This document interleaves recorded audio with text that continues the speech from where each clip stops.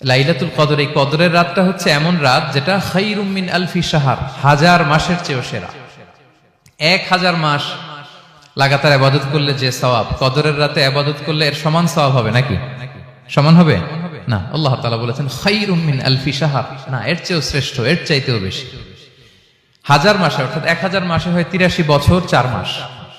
তো কদরের রাতে যদি আমরা ইবাদত করি তাহলে 83 বছর 4 মাস ইবাদত করলে যে সওয়াব, সে সওয়াব আল্লাহ তাআলা আমাদের আমলনামায় নসিব করবেন। তো আমরা যেন এই কদরের রহমত বরকত থেকে যেন আমরা বঞ্চিত না হই।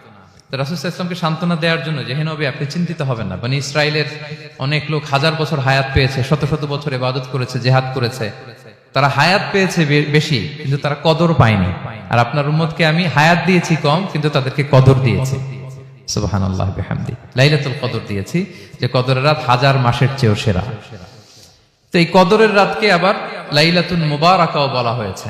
ইন্না আনসালনাহু ফি লাইলাতিন মুবারাকা, এটা বরকতময় রাত। ফিহা ইউফরাকু কুল্লু আমরিন হাকিম, সব বিজ্ঞোচিত প্রাজ্ঞোচিত বিষয়ের ফয়সালা হয়। এটা বেসিক্যালি একটা বাজেট রাত বলা যায়। এ রাতে আগামী 1 বছরে আমাদের কি ঘটবে না ঘটবে আল্লাহ তাআলা এটার বাজেট করেন, এটাকে রিভাইজ করেন। সো এই রাতটা অনেক গুরুত্বপূর্ণ। তো এই কদরের রাত এটা কবে,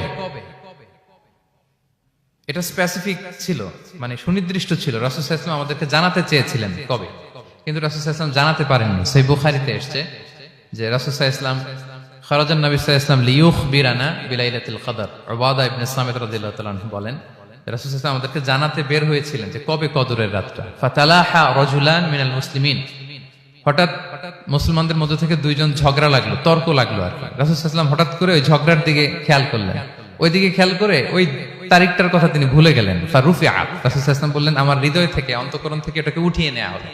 এখন আমি মনেই করতে পারছি না এটা কি 23 না 25 না 27 না 29, আমি মনে করতে পারছি না।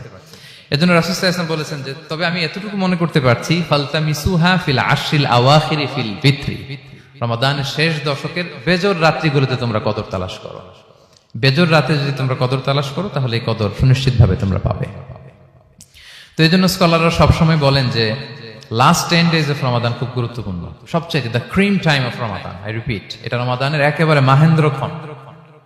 এই 10 দিনের যে কোনো 10 রাতের যে কোনো রাত কদর হয়ে যেতে পারে, বিশেষ করে অড নাইটস গুলো 21, 23, 25, 27 এবং 29, যে কোনো দিন হয়ে যেতে পারে কদর।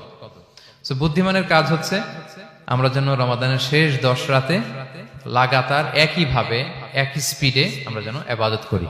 কোন রাতে বেশি করলাম, হয়তো 27 রাতে আমি খুব ভাব